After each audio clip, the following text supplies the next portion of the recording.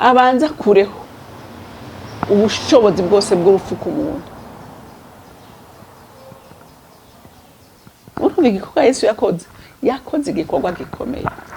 Aravuga ati ndishushanya n'umuntu, se n'umuntu, mfe nk'umuntu ariko nzuke nk'Imana.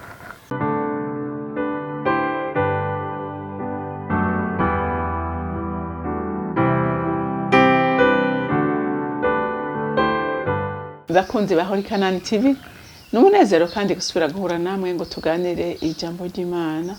Ariko imbere ko dutangura kuganira, reka tubanze dusenge. Mana y'imbabazi n'urukundo, tuye kuza imbere yawe ngushimira Mwami Imana ubuntu bwawe butangaje n'urukundo rwawe ruhebuje, ubwo watweretse Mwami mu kudutonesha ukatugira abaraganwa n'umwana wawe ukunda. Gatso twari turi ariko twagizwe nawe Mwami Imana, tugira abana mu rugo. None uyu munsi abakwizeye twese dukwiye kukuririmbira ishimwe kuko wadukuye kure tugereza ubwiza bwawe. Data nushimwe kandi wubahwe na bose mu izina rya Kristo Yesu senze nizeye kubyumvise. Amen, amen. Ijambo rero Imana impaye kubaganiriza n'ijambo rivuga ngo reka kwikengera kuko uri uw'agaciro mu nyunga z'Uhoraho. Haleluya. Umuntu yaremwe n'Imana wese ukuri kumeze kose, nagira ndakubwire ngo uri uw'agaciro mu maso y'Imana. Kandi Imana ntiyakuremye par accident. Yakuremye kubw'umugambi wawe.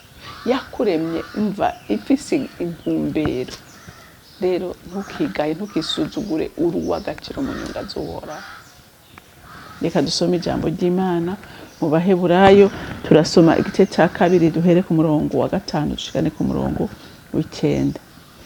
Kuko atari abamarayika Imana yahaye gutwara isi izobaho iyo tuvuga, ariko hariho umuntu yashinze intahati. Umuntu niki aho mwibuka, cyangwa umwana w'umuntu aho umugendera? Wamucishije bugufi aba munsi y'abamarayika gato, wamwambitse ubwiza n'icubahiro nk'igitsibo, wamuhaye kugaba ibikorwa by'amaboko yawe, wamuhaye kuganza ibintu byose, ubishira munsi y'ibirenge byiwe. Ko Imana yamuhaye kuganza ibintu byose, ntacyo yisigarije itamuhaye kuganza. Ariko ubu ntiturabona ibintu byose biganzwa nawe, ariko uwacishijwe bugufi akaba munsi y'abamarayika gato niwe Yesu. Tumubona yambitswe ubwiza n'icubahiro nk'igitsibo kubwa imibabaro y'urupfu, kugira ngo ubuntu bw'Imana butume arogorera umuntu wese urupfu. Amen. Urumva iri jambo ico ritubabwiye ririko riratwereka agaciro umuntu afise, agaciro Imana yahaye umuntu. Imana yamuhaye agaciro gakomeye, kuko mu bintu Imana yaremye ijuru yavuga ngo iyi izoba intebe yanje, izoba intebe y'ubwami bwanjye, je nzoba mu ijuru n'abamarayika bajya bose muze baba mu ijuru. Amiravuga ngo ngira ndeme n'isi n'ibirimwo byose, kandi ibyo bintu ndeme ngira ndabikonfiye umuntu, ngira ndabiha umuntu abiganza. Urumva akeruko Imana yahaye agaciro umuntu kuganza imirimo y'intoki zayo. Ntiyabihaye abamarayika, ariko ibihereza umwana w'umuntu. Ngo kuko atari abamarayika Imana yahaye gutwara isi izobaho iyo tuvuga, ngo ariko hariho umuntu yashinze intahati. Umuntu niki aho mwibuka, aho umugendera. Urumva Imana uravye no muri itanguriro, umunezero w'Imana yari uko agendera umuntu, akagenda ngo kukayaga ko ku mugoroba, akaja kuganira na Adamu na Eva, abinezerewe cyane kuko wari umunezero w'Imana kubana n'umuntu. Murazi ko yacibwira Adamu ati iri tongo ryose n'ibirimwo byose ndabiguhaye, ni wewe ubyita amazina, ni wewe uzobiganza, uzobikoresha uko ushaka mugabo urazi ko yamuhaye igiti kimwe gusa atakorako adakorako ariko kubwishari rya satani murazi ivyo yakoze. Rero umwana w'umuntu Imana yamuhaye iki? Yamuhaye agaciro karenze ngo umuntu nika umwibuka cyangwa umwana w'umuntu aho umugendera. Imana itugendera buri munsi. Imana yavuze ngo ingori mpimbara kuba muhicara muhumva ndi comfortable n'umutima w'umuntu. Imana ikintu kiyihimbara icicaro yicaramo ikumva iguwe neza ni mu mutima w'umuntu. Umva ko umwana w'umuntu Imana yamuhaye agaciro karenze. Rero mbwira umuntu wese yisuzugura, umuntu wese yigaye, umuntu wese umenga ntaca amaze, ndetse hari nabo babwiye ngo ntaco bazovamo ntaco bamaze, nagira ndakubwire ngo ico ni kinyoma ca satani. Uruwa agaciro gakomeye mu maso y'Imana. Imana mu kukurema ntiyigeze ihuka. Mu kukurema yakuremye igufitiye imigabo n'imigambi myiza, yakuremye yakwitondeye, kuko ngo hegeye kurema yavuze ngo byose ni byiza. Haleluya. Rero uruwa agaciro mu maso y'Imana, uruwa udasanzwe. Ntihagire umuntu uzokwemerera ko agucinyiza. Uruwa udasanzwe mu maso y'Imana. Rero ntuze wemerera umuntu satani yitije ngo akubeshe ko atacumaze, urakimaze. Rero nukumenya amavare ari muri wewe, nukumenya icyo Imana yakubitsemo kugira ngo kigaragarire isi nawe nyene kiguhesha icubahiro. Haleluya. Ariko Imana yakuremye kubw'umugambi wayo mwiza. Amen. Ngo wamutishije bugufi aba munsi y'abamarayika gato, wamwambitse ubwiza n'icubahiro nk'igitsibo. Ngo urumva ari munsi y'abamarayika, ngo turi munsi y'abamarayika gato, ariko ngo ikora ikintu gikomeye. Ngo wamutishije bugufi aba munsi y'abamarayika gato, ngo wamwambitse ubwiza. Urumva umuntu Imana yamwambitse ubwiza. Ntihagire umuntu wundi uzokurindira ngo akubwire ngo uri mwiza ugizike. Ntihagire uzorindira ngo abikubwire. Wemenya ko Imana yakwambitse ubwiza, ubigendera ubyizere ubyiyubakemo, umenye ngo wambaye ubwiza bw'Imana kuko waremwe mu ishusho y'Imana. Haleluya. Haleluya. Ni wabihishuri ukamenya ko waremwe mu ishusho y'Imana, nta muntu azosubira kukubesha. Nta rya satani azosubira kukongorera ngo ugemerere, kuko waremwe mu ishusho y'Imana, waremwe kubw'umugambi w'Imana. Haleluya. Haleluya. Ngo ikwambitse n'icubahiro nk'igitsibo. Be murazi yuko iyo umuntu yitahuye neza akamenya uwo ari we, akamenya ico yaremewe, bimuhesha icubahiro. Icubahiro twese turagifise, twarakiremanye. Mugabo nukumenya kukigaragaza. Iyo uri kuragaragaza ubuzima bw'Imana, icubahiro urakironka. Jewe nkunda kwigira no ku bantu bomengo barasizwe inyuma, ariko iyo bamenye neza icyo Imana yabaremeye, bakamenya ibitekeye muri bo, bakabigaragaza, bahabwa icubahiro kandi batari kugihabwa. Barahabwa icubahiro kuko umuntu wese Imana yamuremanye icubahiro. Mugabo ikibazo ntitumenya kugishira en evidence. Zero ibyo ingabire twahawe, zero ibyo Imana yatubitsemo bituma cyacubahiro tugihabwa, tugaragaza ibiri muri twebwe bikatwubahisha. Haleluya. Haleluya. Wamuhaye kugaba ibikorwa by'amaboko yawe. Nico nahereyeko. Imana imuha kugaba ibintu byose biri mu isi. Urumva ko Imana yahaye agaciro gakomeye umuntu. None wewe ninde yo gusuzugura ukemera? We ni kukiwemera ko atacu ushoboye? Gute wemera wewe ko ya mazina yose bakwita ukayemera? Yahakane umenye ngo nduwa agaciro mu maso y'Imana. naremwe mu buryo budasanzwe, naremwe ngo nganze iby'Imana yaremye. Haleluya, haleluya. Rero ntusubire kwisuzugura, wewe senga Imana, hanyuma ushobore kugaragaza icyo Imana yakubitsemo, icyo kizokuremerera intaye n'amashimwe, kizokuremera icubahiro, kizogushira hejuru, kuko kiri muri wewe, ntikiri hanze, ntawe uzokikuzanira, gitekeye muri wewe, ariko bisaba ko ugisohora, ugihishurirwa hama ukagisohora. Haleluya. Ngo hawe kuganza ibintu byose ubishira munsi y'ibirenge vyiwe.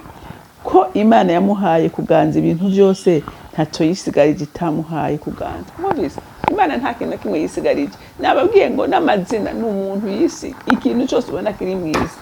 Si Imana yacisha izina n'umuntu yacisha izina, kugira ngo yifamiliarize n'ico kintu, yumve ko ari ibyiwe, yumve ko ari ibyiwe byose. Rero wahawe kuganza ikintu cyose cyaremwe n'Imana, ngo ntaco yisigarije. Ngo ariko ubu ntiturabona ibintu byose biganzwa nawe.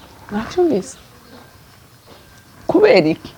Kwa kutamenya, kwa kutimenya, kwa kudatahura. Nico gituma uyu munsi hari ibyo umengo ntidufitiye uburenganzira.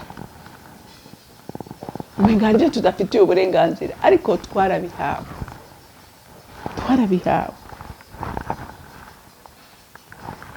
Ngo ariko uwicishije bugufi akaba munsi y'abamarayika gato, niwe Yesu. Tumubona yambitswe ubwiza n'icubahiro nk'igitsibo kubwo imibabaro y'urupfu, kugira ngo ubuntu bw'Imana butume arogorera umuntu wese urupfu. Urumva? Yesu we yamenye misiyo yamuzanye. Ngo yari munsi y'abamarayika gato, aremera araca bugufi aja munsi y'abamarayika gato. Icyatumye aja munsi no kubera iki? Icyatumye aja munsi no kugira ngo nawe yambara umubiri, ase natwe, ashushanywe natwe. Kuko nta kuntu yari gushobora kuducungura atigize umuntu, ngo ahinduke umuntu. Ico umwasi yatwagiriza, ico umwasi yari yarafashe akavuga icitwazo yari afise, kugira ngo abanza agikureko, abone kugenda amwake ivyo yadutwaye. Abanza agenda bimwake, ntibyari gukunda. Yesu muri aramanuka, aramanuka aja munsi y'abamarayika gato, kugira ngo abanza agirike, abanza arogore, abanza kureho ubushobozi bwose bw'urupfu ku muntu. Urumva igikorwa Yesu yakoze igikorwa gikomeye. Aravuga ati ndishushanya n'umuntu, se n'umuntu, mfe nk'umuntu, ariko nzuke nk'Imana. Haleluya, haleluya. Apa nk'umuntu ariko azuka nk'Imana, kuko yagiye ikuzimu yakasa kandi urufunguruzo rwa rupfu na kuzimu. Haleluya, haleluya. Agenda ikuzimu mwaka urufunguruzo rwa rupfu na kuzimu. Ngo ariko uwacishijwe bugufi akaba munsi y'abamarayika gato, niwe Yesu. Tumubona yambitswe ubwiza n'icubahiro nk'igitsibo. Amaze gucungura umuntu, amaze kwaka ububasha bwose Satani, Imana yakimuduza, imuha icubahiro gisumba ibindi byose. Haleluya. Amuha ububasha bwose mw'isi no mw'ijuru. Haleluya. Kugira ngo indimi zose n'amavi yose azafukame kandi yamamaze ko ari umwami w'isi yose. Haleluya.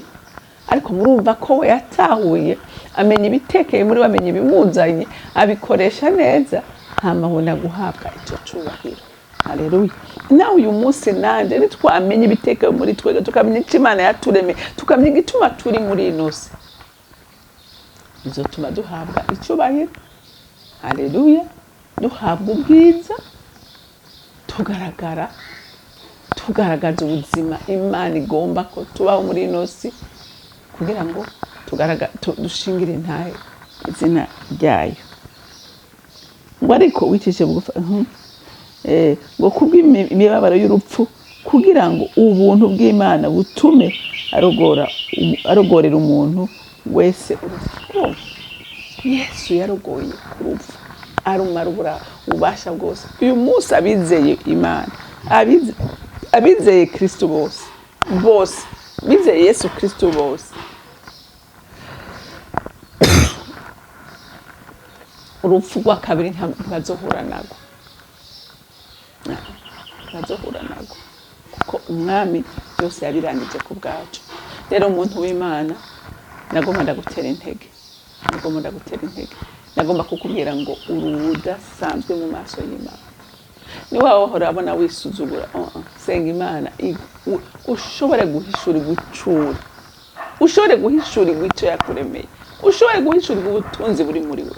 Haleluya. Hano ubwo nibwagaragara uzoba udasanzwe, uzobera umugisha abandi, uzobera umugisha isi. Haleluya.